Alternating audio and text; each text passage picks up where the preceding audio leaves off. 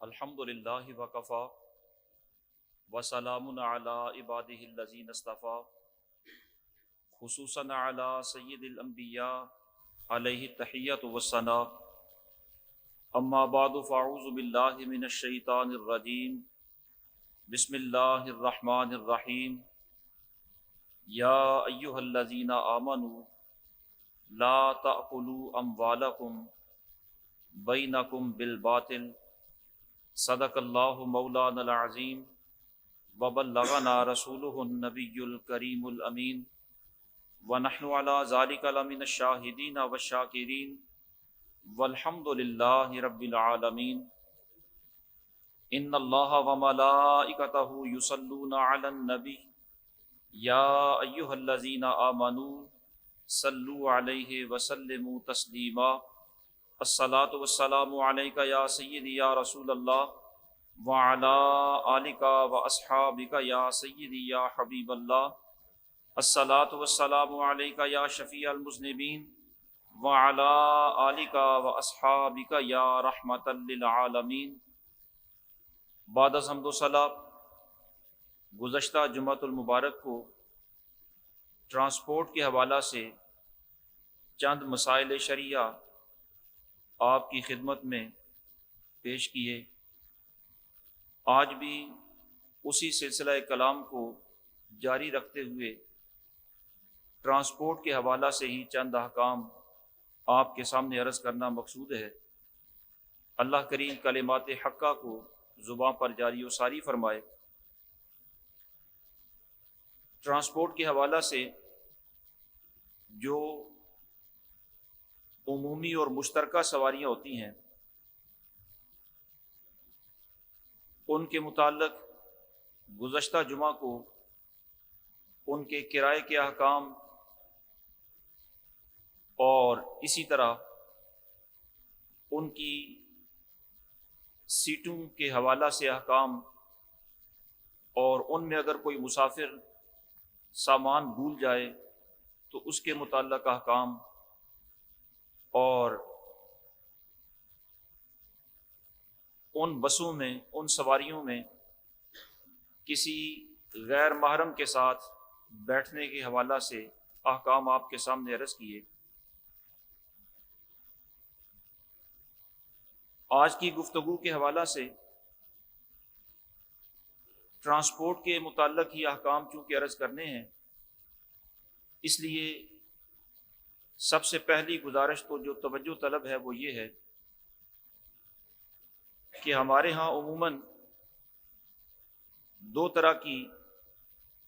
عوامی سواریاں رائج ہیں۔ کچھ سواریاں وہ ہیں جن کو نان اے سی کہا جاتا ہے، اور کچھ سواریاں وہ ہیں جو اے سی کی سہولت کے ساتھ ہوتی ہیں۔ عموماً جو نان اے سی گاڑیاں ہوتی ہیں ان کا کرایہ تھوڑا ہوتا ہے، اور جو اے سی والی گاڑیاں ہوتی ہیں ان کا کرایہ نسبتاً تھوڑا زیادہ ہوتا ہے۔ گرمیوں کے موسم میں ظاہر ہے جو شخص نان اے سی کو چھوڑ کر اے سی والی سواری پر سفر کرنا چاہے، زیادہ پیسے دے کر ٹکٹ خریدے، تو اس کا یہ مقصد ہوتا ہے کہ سفر آرام دہ ہو، باسہولت ہو، اور گرمی کی تپش سے میں محفوظ رہوں، ایک اے سی کی سروس سے میں فائدہ اٹھا لوں۔ تو ایسے میں اگر کوئی گاڑی کا مالک یا اس کا عملہ اے سی کی سروس نہ دے، اے سی بند کر دے، صرف پنکھا چلا دے یا وہ بھی بند کر دے، یعنی جو اس گاڑی پر سفر کرنے کا مقصد تھا اور جس مقصد کے پیش نظر اس کا مہنگا ٹکٹ خریدا گیا، اگر وہ مقصد پورا نہ ہو، اے سی کی سروس نہ دی جائے، تو پھر مسافر کو یہ اختیار ہوتا ہے کہ وہ یہ ٹکٹ واپس کر کے اپنا پیسہ واپس لے لے۔ یعنی پھر وہ مجبور نہیں ہے کہ اسی بس پر، اسی سواری پر سفر کرے، بلکہ ٹکٹ خرید کر اس نے جو اجارہ کیا تھا وہ اجارہ فسخ کر سکتا ہے، ٹکٹ واپس کر سکتا ہے، اور اگر کچھ سفر کیا ہو تو جتنا سفر کیا ہے اتنے پیسے چھوڑ کر باقی جو سفر بنتا ہے اس تناسب سے اپنا کرایہ واپس لے سکتا ہے۔ تو یہ مسئلہ ذہن نشین رکھیں کہ اے سی سروس جو ہوتی ہے اس کا معاوضہ کرایہ کے اندر، ٹکٹ کے اندر شامل ہوتا ہے۔ اگر وہ سروس فراہم نہ کی جائے تو سواری کو ٹکٹ واپس کرنے کا اختیار ہوتا ہے۔ دوسرا مسئلہ یہ توجہ طلب ہے کہ آپ نے دوران سفر یہ دیکھا ہوگا کہ بعض اوقات باوردی ملازمین اپنی وردی سمیت سوار ہوتے ہیں اور بعض اوقات بغیر وردی کے بھی سوار ہوتے ہیں۔ ایک شہر سے دوسرے شہر میں جانے کے لیے وہ جب کسی گاڑی پر سوار ہوتے ہیں تو اگر وہ وردی میں ہوں تو اولاً تو کنڈکٹر ان سے پوچھنے کی جرت ہی نہیں کرتا کہ جناب کرایہ دیں، وہ وردی دیکھ کر ہی سہم جاتا ہے، اور اگر کوئی جرت کاری لے، جسارت کاری لے، پوچھ ہی لے کہ جناب کرایہ، تو آگے سے جواب یہ ہوتا ہے کہ جناب ملازم ہوں۔ اس کا مطلب یہ ہے کہ وہ جو سرکاری ملازم ہے وہ اپنا یہ استحقاق سمجھتا ہے کہ میں بغیر اجرت کے، بغیر کرائے کے، بغیر ٹکٹ کے سفر کر سکتا ہوں، اور اس کا یہ جو جواز گڑھا ہوا ہے اس کے پیچھے دلیل یہ ہوتی ہے کہ اگر ہم ملازمین اس طرح کرایہ دے کر ہی سفر کریں تو ہمیں تو گورنمنٹ کی طرف سے وہ کرایہ نہیں ملتا، جبکہ ڈیوٹیاں ہماری ایسی ہوتی ہیں کہ مختلف شہروں میں آنا جانا ہماری مجبوری ہوتی ہے۔ اگر ہم کرایہ ہی دیتے رہیں تو ساری تنخواہ تو کرایوں میں چلی جائے گی، ہمیں کیا بچے گا؟ یہ انہوں نے ایک دلیل گڑھی ہوتی ہے، اور اس بنیاد پر وہ اپنا یہ حق سمجھتے ہیں کہ ہم بغیر کرائے کے سفر کرنے کے مجاز ہیں۔ حالانکہ دوسری طرف اگر دیکھا جائے کہ جس شخص کی یہ گاڑی ہے اس نے یہ گاڑی چلائی اس لیے ہے کہ جو بھی اس پر سوار ہو وہ اس گاڑی کی سواری کا کرایہ دے گا تو اس سے یہ نفع حاصل ہوگا۔ اب اگر دو چار ملازم کسی وین پر، کسی بس پر سوار ہو جائیں تو ظاہر ہے مالک کا تو یہ استحصال ہوتا ہے، یعنی اس کی چیز سے، اس کی رضامندی کے بغیر یہ نفع حاصل کیا جا رہا ہے، اور ایسا نفع جو کسی کی چیز سے اس کی اجازت کے بغیر حاصل کیا جائے وہ جائز نہیں ہوتا۔ لہذا یہ کہہ دینا کہ میں ملازم ہوں، اتنا کہنے سے کرایہ معاف نہیں ہوگا، بلکہ کرایہ ادا کرنا پڑے گا، اور اگر زور زبردستی سے، طاقت سے، اختیار سے بندہ اپنی دھاندلی سے کرایہ نہ دے تو وہ ناجائز کام کا مرتکب ہے، اور اس کو ایسا نہیں کرنا چاہیے۔ البتہ حکومت وقت کی طرف سے جو طلباء ہوتے ہیں اور جن کے طالب علم ہونے کی باقاعدہ شناخت ان کے پاس موجود ہوتی ہے، کارڈ ہوتا ہے اسٹوڈنٹ کارڈ، ان کے لیے سرکاری طور پر یہ رعایت ہوتی ہے کہ وہ اگر لمبا سفر کرنا چاہیں تو ان کو کرایوں کے اندر جو رعایت دی جاتی ہے، اور جس طرح کی گاڑیوں میں رعایت ملتی ہے، جو قانون کے مطابق ان کو رعایت ملتی ہے، اس رعایت کے وہ چونکہ ریاست کی طرف سے، حکومت کی طرف سے حقدار ہوتے ہیں، لہٰذا وہ اگر اپنا تعارف کروائیں تو ان کے تعارف کی بنا پر ان کو وہ رعایت دینا جائز ہے۔ باقی صرف اپنا تعارف کروا دینا کہ میں ملازم ہوں، اس بنیاد پر وہ رعایت کے مستحق نہیں ہوتے۔ ٹرانسپورٹ کے حوالہ سے بعض اوقات جو گاڑیوں کے مالکان ہوتے ہیں وہ بھی بہت ساری جعل سازیوں کے مرتکب ہوتے ہیں، ان کی طرف سے بہت سارے معاملات کے اندر سواریوں کو دھوکہ دینے کا انتظام ہوتا ہے۔ مثلاً بعض اوقات یہ ہوتا ہے کہ ان کی گاڑی نہ نان سٹاپ ہے، نہ کسی کمپنی کی ہے، نہ ہی کسی اڈے کی ہے، لوکل سواری ہے، لوکل ان کی بس ہے، لیکن انہوں نے اپنا کلر، اپنی اس پر پینٹنگ، اپنا ڈیزائن، اپنی ساخت اور شناخت ایسی بنائی ہوئی ہوتی ہے کہ عام مسافر اس گاڑی کو دیکھ کر یہ سمجھتا ہے کہ یہ قابل اعتماد کمپنی کی کوئی ٹرانسپورٹ ہے، یا یہ نان سٹاپ ہے، یہ بر وقت منزل تک پہنچا دینے والی ہے۔ عام بندہ اسے لوکل نہیں سمجھتا، حالانکہ وہ ہوتی لوکل ہے۔ اس لیے ایسی ساخت بنانا جس سے عام مسافر کو دھوکہ لگے، یہ مالکان کے لیے جائز نہیں ہے۔ اگر ان کی وہ سواری لوکل ہے تو وہ اس کا رنگ، اس کا ڈیزائننگ، اس کی ساخت، شکل و صورت ایسی رکھیں کہ عام بندے کو نان سٹاپ اور لوکل گاڑی کے اندر فرق معلوم ہو سکے، دھوکہ دہی کے مرتکب نہ ہوں۔ اسی طرح بعض اوقات مالکان اس طرح بھی کرتے ہیں کہ وہ اپنی جو سکرین ہوتی ہے اس کے قریب بورڈ بڑا نمایاں طور پر آویزہ کر دیتے ہیں، اور بورڈ جس طرف جا رہے ہوتے ہیں اس کے کسی بڑے شہر کا یا کسی بڑے سٹاپ کا بورڈ لگا دیتے ہیں، حالانکہ جس جگہ کا انہوں نے بورڈ لگایا ہوتا ہے وہاں انہوں نے جانا نہیں ہوتا۔ یہ عملے کو بھی پتا ہے، مالکان کو بھی پتا ہے کہ جس شہر کا انہوں نے بورڈ آویزاں کیا ہوا ہے اس شہر تک انہوں نے پہنچنا نہیں، ان کی منزل رستے کے اندر آ جاتی ہے اور اس سے آگے یہ نہیں جائیں گے، لیکن بورڈ کسی آخری شہر کا، بڑے شہر کا لگا دیں گے، اور عام مسافر اس بورڈ کو دیکھ کر دھوکہ کھا جاتا ہے اور وہ اس پر سوار ہو جاتا ہے۔ جب وہ اس پر سوار ہوتا ہے تو کرایہ بھی اس بورڈ کے حساب سے اس وقت لے لیتے ہیں، پھر جب وہاں جانا نہیں ہوتا، ان کی آخری منزل آتی ہے تو اس کو یا تو بقیہ کرایہ واپس کر دیتے ہیں، یا سواریاں کم ہو تو اتار دیتے ہیں، یا کسی دوسری بس کے ساتھ اس کا سودا کرا دیتے ہیں، یا یہ وہاں جائیں بھی تو بڑی دیر سے، بڑی لیٹ کر کے وہاں پہنچاتے ہیں۔ تو یہ ساری کی ساری صورتیں دھوکہ دہی کی صورتیں ہوتی ہیں کہ آپ بورڈ وہی آویزہ کریں جس شہر میں آپ نے جانا ہو۔ جس شہر میں جانا نہیں، نہ اس کا بورڈ آویزہ کرنے کی اجازت ہے، نہ اس شہر کی سواری بٹھانے کی اجازت ہے، اور نہ اس طرح کی کوئی ساخت اپنی گاڑی کی بنانے کی اجازت ہے کہ عام بندہ دھوکہ کھا کر آپ کی گاڑی کو نان سٹاپ سمجھ کر اس پر بیٹھ جائے اور وہ یہ سمجھے کہ اتنا ٹائم عام طور پر لگتا ہے، اس حساب سے وہ بیٹھ جائے۔ ممکن ہے اس نے کسی جنازے پر جانا ہو، کسی مجبوری کی بنا پر وہ سفر کر رہا ہو، ٹائم پر پہنچنا ہو، اور اس طرح کی گاڑی میں بیٹھ کر وہ پریشان ہوگا جب وہ اپنے ٹائم پر نہیں پہنچ سکے گا، تو اس کے لیے یہ دھوکہ دہی کی یہ صورتیں ہیں، یہ جائز نہیں ہیں۔ اسی طرح آپ نے یہ بھی دیکھا ہوگا کہ رش کے دنوں میں بسوں پر جو سواریاں سوار ہوتی ہیں ان میں سے کچھ خوش نصیب وہ ہوتے ہیں جنہیں سیٹیں مل جاتی ہیں، اور کچھ وہ ہیں جن کو فولڈنگ پر بٹھا دیا جاتا ہے، اور کچھ وہ ہوتے ہیں جن کو بس کے اندر کھڑا کر دیا جاتا ہے، اور کچھ کو تو چھت پر بھی سفر کروایا جاتا ہے۔ اور یہ جتنی بھی کیٹیگری ہیں،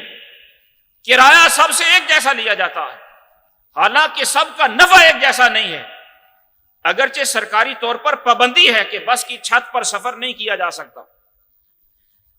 بس کے دوران مسافر کو کھڑا کر کے سفر نہیں کروایا جا سکتا، لیکن جہاں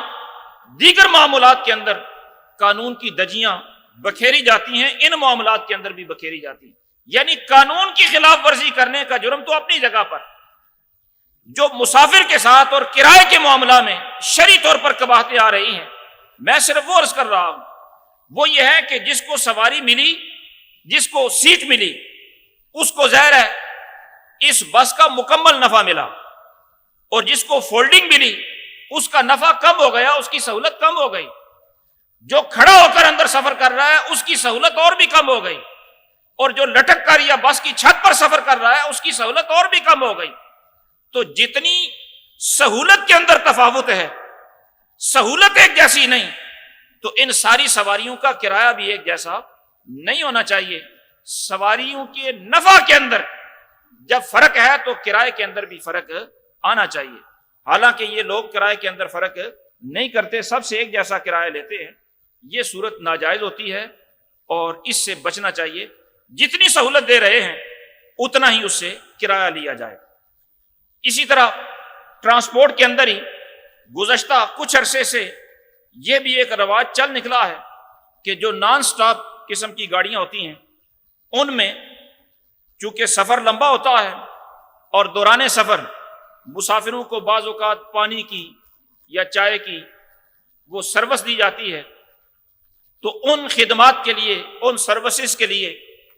ٹرانسپورٹ عملہ نے اپنے محکمہ نے، کمپنی نے کسی خاتون کی خدمات حاصل کی ہوتی ہیں، وہ دوران سفر مسافروں کی خدمت کرتی ہیں، ان کو سروسز فراہم کرتی ہیں۔ جس طرح جہازوں کے اندر باقاعدہ ایئر ہوسٹس ہوتی ہیں، اسی طرح جو نامی گرامی کمپنیاں ہوتی ہیں انہوں نے بھی بسوں کے اندر ایئر ہوسٹس کی طرح لڑکیوں کو، خواتین کو باقاعدہ مقرر کیا ہوتا ہے، وہ دوران سفر سروسز فراہم کرتی ہیں، خدمات دیتی ہیں۔ یہ صورت بھی خرابیوں پر مشتمل ہے۔ اس میں یہ نہ سمجھے کہ اسلام خواتین کو معیشت کا حصہ دار بننے سے منع کرتا ہے۔ اسلام خواتین کی معیشت سے، کاروبار کرنے سے، کام کاج سے منع نہیں کرتا، منع کرتا ہے جہاں خرابیاں آتی ہیں ان چیزوں سے۔ اور خرابیاں اس میں کتنی زیادہ ہیں؟ اس میں ایک خرابی تو یہ ہے کہ جن خواتین کو مقرر کیا جاتا ہے انہیں اس بات کا پابند بھی کیا جاتا ہے کہ پردہ نہیں کرنا، لباس ان کا چست ہوتا ہے، ان کے بدن کی ہیئت ظاہر ہوتی ہے، بد نگاہی کا وہ مرکز ہوتی ہیں۔ تو یہ جتنے بھی فتنے پیدا ہوتے ہیں، جتنے بھی نقصانات ہوتے ہیں، لوگ بد نگاہی کا ارتکاب کرتے ہیں، یہ ان کے اس لباس کی وجہ سے یہ سارے معاملات ہوتے ہیں۔ دوسری خرابی یہ ہوتی ہے کہ سفر لمبا ہوتا ہے، اور لمبا سفر بغیر محرم کے کرنے کے شریعت مطہرہ اجازت دیتی ہی نہیں ہے۔ حتیٰ کہ اگر کسی نے حج کے لیے جانا ہو، عمرہ کے لیے جانا ہو، تو جب شریعت خاتون کو محرم کے بغیر حج کرنے کی اجازت نہیں دیتی، عمرہ کرنے کی اجازت نہیں دیتی، تو یہ عام نوکری کا سفر بغیر محرم کے کرنے کی شریعت اجازت کیسے دے گی؟ اسی طرح تیسری خرابی یہ ہے کہ ان خواتین کو پابند کیا جاتا ہے کہ یہ سواریاں، یہ ہمارے کسٹمر ہیں، یہ گاہک ہیں، ان کے ساتھ جو گفتگو کرنی ہے وہ بڑے نرم لہجہ کے اندر کرنی ہے۔ اور کوئی خاتون بے شک وہ پردے میں ہی ہو، اس کا بے پردہ ہونا تو اپنی جگہ پر گناہ ہے، بے شک وہ پردے میں ہی ہو، پھر بھی کسی غیر محرم کے ساتھ وہ نرم لہجے کے اندر گفتگو کرے، شریعت مطہرہ اس کی بھی اجازت نہیں دیتی۔ حتیٰ کہ ہمارے ہاں جو عام طور پر گھروں کے اندر ہوتا ہے کہ اگر گھر میں کوئی اجنبی مہمان آ گیا، اس نے دروازہ کھٹکھٹایا، گھر میں کوئی مرد نہیں ہے، کوئی خاتون ہی دروازے پر آئی، اور اس نے اب یہ پوچھنا ہے کہ کون ہے، تو شریعت مطہرہ کہتی ہے کہ بے شک خاتون دروازے کے اندر پردے میں ہے اور اجنبی باہر ہے، یہ دونوں ایک دوسرے کو دیکھ نہیں رہے، لیکن اس کے باوجود وہ خاتون پردے میں رہ کر بھی نرم لہجے کے اندر گفتگو نہ کرے، بلکہ ارشاد فرمایا کہ وہ بڑے مضبوط لہجے کے اندر گفتگو کرے۔ فلا تخضعن بالقول، بات کرنے کے اندر لہجہ نرم نہ رکھے، اس لیے کہ اگر یہ لہجہ نرم رکھے گی فَيَطْمَعَ الَّذِي فِي قَلْبِهِ مَرَضٌ، تو کہیں دل کا روگی، جس کے دل کے اندر خباثت ہے، وہ کہیں برا مطلب نہ سمجھ لے، اس لیے یہ نرم لہجے میں گفتگو نہ کرے۔ وَقُلْنَا قَوْلًا مَّعْرُوفًا، بات درست کرے، اچھی بات کرے، لیکن لہجہ اپنا مضبوط رکھے تاکہ کسی کا ذہن خراب نہ ہونے پائے۔ تو یہ تو ہے پردے کے اندر جب گفتگو کرنی ہو تو بھی لہجے کی نرمی کی شریعت اجازت نہیں دیتی کہ کہیں کسی کا ذہن خراب نہ ہو جائے، اور یہاں تو بغیر پردے کے پابندی ہوتی ہے کہ یہ ہمارے کسٹمر ہیں، گاہک ہیں، ان سے گفتگو اس انداز سے کرنی ہے۔ اور جب ان خواتین کی بسوں کے لحاظ سے یہ مسائل آپ کے سامنے عرض کر رہا ہوں، تو آپ نے دیکھا ہوگا کہ آج کل تو دکاندار بھی وہ خواتین کو ملازم رکھتے ہیں، اور ہمیشہ خواتین کی ملازمت ناجائز نہیں ہوتی۔ بعض دکانوں کا معاملہ ہی ایسا ہوتا ہے کہ وہ سامان ہی خواتین کے متعلق ہوتا ہے، وہاں اگر باقاعدہ کوئی سیپریٹ کاؤنٹر ہو اور خواتین کا سامان خواتین ہی فروخت کریں اور ڈیل کریں تو اس میں اچھی بات ہے، اس میں شرعی طور پر قباحت نہیں۔ قباحت ہے مردوں کے ساتھ جب بات کریں تو پھر لہجہ نرم نہیں ہونا چاہیے۔ اور اسی طرح ایک خرابی چوتھی یہ بھی ہے کہ ان کو اس بات کا بھی پابند بنایا جاتا ہے کہ زیب و زینت اپنی ظاہر کریں، پردے میں نہ رہیں۔ یعنی جب یہ خواتین جو بسوں میں سروس دینے کے لیے ڈیوٹی کرتی ہیں، ان کو پابند بنایا جاتا ہے کہ یہ برقع وغیرہ، پردہ وغیرہ نہ کریں۔ بے پردہ ہونا، زیب و زینت کو ظاہر کرنا ان کی ڈیوٹی کا حصہ ہوتا ہے۔ اور آپ اندازہ کریں کہ اللہ اور اس کے رسول اس بات سے کتنا منع فرماتے ہیں۔ حضرت سیدہ عائشہ صدیقہ رضی اللہ تعالی عنہا بیان فرماتی ہیں کہ ایک دفعہ سرکار دو عالم صلی اللہ تعالی علیہ وسلم مسجد کے اندر تشریف فرما تھے کہ قبیلہ مزینہ کی ایک خاتون مسجد میں آئی اور اس نے اپنا زیب و زینت ظاہر کی ہوئی تھی۔ جب وہ زیب و زینت ظاہر کر کے مسجد میں آئی، ظاہر ہے وہ نیکی کی نیت سے نیکی کے مقام پر اچھے کام کے لیے آئی، لیکن زیب و زینت ظاہر کی ہوئی تھی۔ تو سرکار دو عالم صلی اللہ تعالی علیہ وسلم نے باقاعدہ صحابہ کرام کو اکٹھا کر کے انہیں خطبہ ارشاد فرمایا، اور سرکار نے فرمایا انہو نساءکم ان لبس الزینت والتبختر فی المسجد، کہ اے لوگو اپنی خواتین کو اس بات سے روکو کہ وہ مسجد میں بھی آئیں تو نہ اپنی زینت کو ظاہر کریں نہ اترا کر چلیں۔ اس بات سے روکو اپنی خواتین کو، اس لیے کہ تم سے پہلی جو قومیں تھی بنی اسرائیل، ان پر بھی لعنت اس وقت تک نازل نہیں کی گئی جب تک ان کی عورتوں نے زیب و زینت کر کے اور اتراتے ہوئے مسجدوں میں آنا شروع نہیں کیا۔ یعنی یہی کام انہوں نے کیا تو وہ اللہ رب العالمین کی لعنت کے مستحق ہو گئے، ان پر غضب اور پھٹکار نازل ہوا، اور اگر یہی تم کرو گے تو جو ان کا انجام ہوا ہے یہی تمہارا ہوگا۔ تو عرض کرنے کا مقصد یہ ہے کہ یہ جو ٹرانسپورٹ کے عملے میں خواتین کا تقرر ہوتا ہے، اس میں مفاسد زیادہ ہیں، تو اس حوالہ سے اس سے بچنا ضروری ہے۔ اسی طرح جو عمومی ٹرانسپورٹ سے ہٹ کر خصوصی ٹرانسپورٹ، مثلا جس کو رینٹ اے کار کا بزنس کہا جاتا ہے، اس کے بھی باقاعدہ شریعت مطہرہ کے اندر احکام ہوتے ہیں۔ اس میں بنیادی اصول یہ ہوتا ہے کہ آپ جب خصوصی طور پر گاڑی کسی سے کرائے پر لے، پوری گاڑی کرائے پر لے رہے ہیں، تو اس کا کرایہ بھی طے ہونا چاہیے، کتنے وقت کے لیے لے رہے ہیں وہ وقت بھی طے ہونا چاہیے، اور اس کا استعمال کیسا ہوگا یہ بھی طے ہونا چاہیے۔ اگر کسی بندے کو مدت کا پتہ نہیں کہ میں کتنی مدت استعمال کروں گا، مثلا وہ یہ سمجھتا ہے کہ میرا مہینے میں بھی کام ہو سکتا ہے، 1.5 مہینہ بھی لگ سکتا ہے، تو پھر وہ یومیہ کرایہ طے کر لے تاکہ مدت کے تعین کے اندر کوئی اشتباہ نہ رہے، کوئی جھگڑا نہ رہے۔ یعنی اگر اس نے مہینے کے لیے سودا کیا اور مہینے بعد وہ یہ کہتا ہے کہ میرا بھی کام نہیں ہوا، مزید ضرورت ہے، تو ظاہر ہے پہلا جو معاہدہ تھا وہ تو مہینے تک کا تھا، اب معاہدہ نیا ہوگا تو بجائے نیا معاہدہ کرنے کے وہ یہ کہہ دے کہ میرا مہینے، 1.5 مہینے یا 2 مہینے، مجھے طے نہیں کہ مدت کتنی ہے،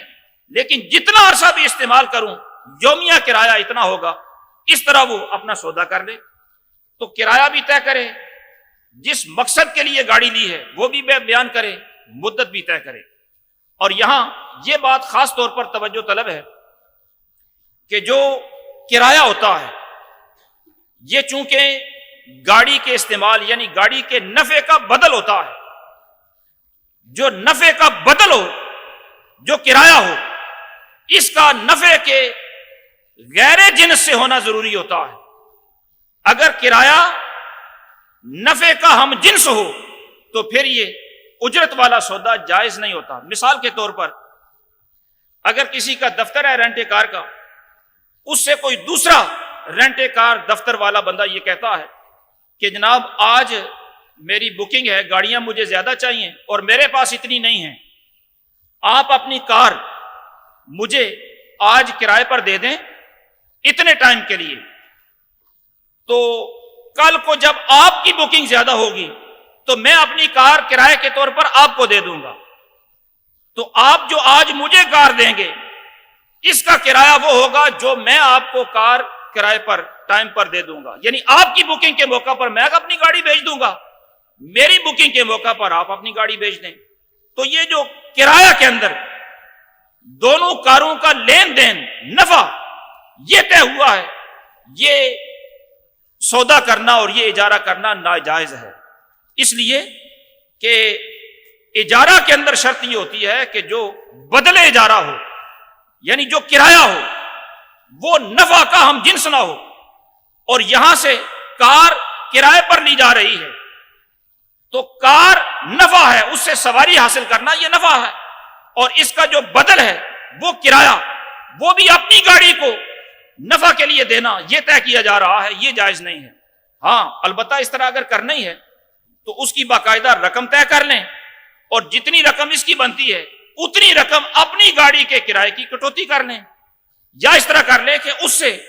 آج کار لی ہے تو اپنی جو گاڑی دیں وہ کار نہ دیں بلکہ وہ جیپ دے دیں یا کوئی دوسری سواری دے دیں جس کا نام کار نہ ہو، کوئی اور سواری دے دیں، تو پھر یہ اجارہ جائز ہو جائے گا۔ اسی طرح رینٹ کار کے بزنس میں ہی یہ بات بھی ذہن نشین رکھنی چاہیے کہ بعض اوقات ایسا بھی ہوتا ہے کہ کسی نے مثلا مہینے کے لیے کوئی گاڑی لی اور اس کے ذہن میں ایک مقصد تھا کہ میرا یہ مقصد ہے، لیکن مہینہ پورا ہونے سے پہلے ہی اس کا وہ مقصد فوت ہو گیا۔ مثلا اس کا کوئی مریض تھا، اس کی عیادت کے لیے ہاسپٹل میں لے کر آنے جانے کے لیے اس نے مہینے کے لیے گاڑی لی اور مہینے سے پہلے ہی وہ مریض فوت ہو گیا، اب اس کو اس گاڑی کا کرایہ پر لینے کی ضرورت نہیں رہی، یا شادی کے لیے اس نے گاڑی بکنگ کرائی اور اب شادی نہیں ہو رہی، کینسل ہو گئی، یا کوئی بھی ایسا معاملہ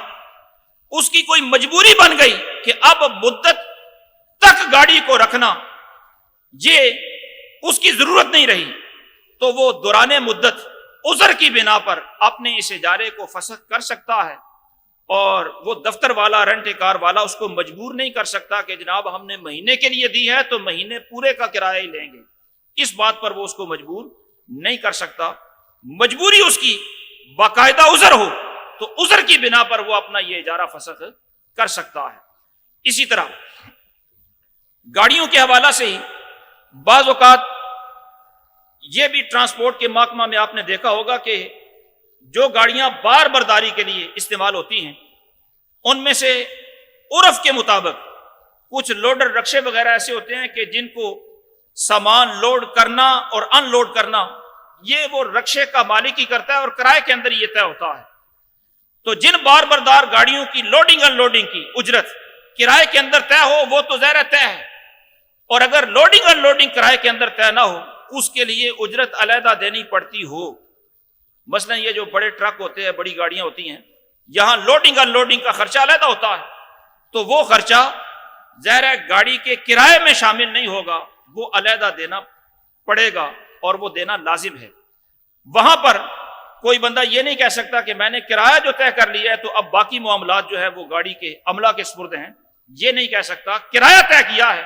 وہاں لوڈنگ ان لوڈنگ کا خرچہ علیحدہ ہوگا۔ اسی طرح جب ٹرانسپورٹ کے حوالہ سے ہی آپ اپنی گاڑی ٹھیک کرانے کے لیے کسی مکینک کے پاس جاتے ہیں تو یہاں بھی کافی چیزیں توجہ طلب ہوتی ہیں۔ یہاں وقت کے اندر چونکہ اتنی گنجائش نہیں، صرف یہ مسئلہ سماعت فرما لیں کہ گاڑی ٹھیک کرانے کے بعد جو پرانے پرزے ہوتے ہیں وہ پرانے پرزے بھی گاڑی کے مالک کے ہوتے ہیں، دکاندار کے نہیں ہوتے، اور وہ پرانے پرزے دکاندار جو رکھ لیتے ہیں وہ دینے کی بات ہی نہیں کرتے، وہ بغیر گاڑی کے مالک کی اجازت کے پرانے پرزے پاس ان کا رکھنا یہ جائز نہیں ہے۔ ہاں اگر رکھنا چاہتے ہیں تو وہ گاڑی کے مالک سے اجازت لے کر وہ رکھ سکتے ہیں، اگر مالک انہیں واپس لینا چاہے تو مالک وہ ہے جس کی گاڑی سے پرزہ نکلا ہے، ظاہر ہے جو گاڑی کا مالک ہے اس پرزے کا بھی تو وہی مالک ہے، اب صرف پرزہ خراب ہوا ہے تو پرزے کی خرابی کی وجہ سے اس کی ملکیت ختم نہیں ہوئی، تو یہ جو پرزے پرانے رکھے جاتے ہیں یہ گاڑی کی مالک کی اجازت سے رکھے جا سکتے ہیں، ورنہ یہ جائز نہیں ہوتے۔ دعا ہے اللہ رب العالمین انہی کلمات کو شرف قبولیت عطا فرمائے، وما توفیقی الا باللہ۔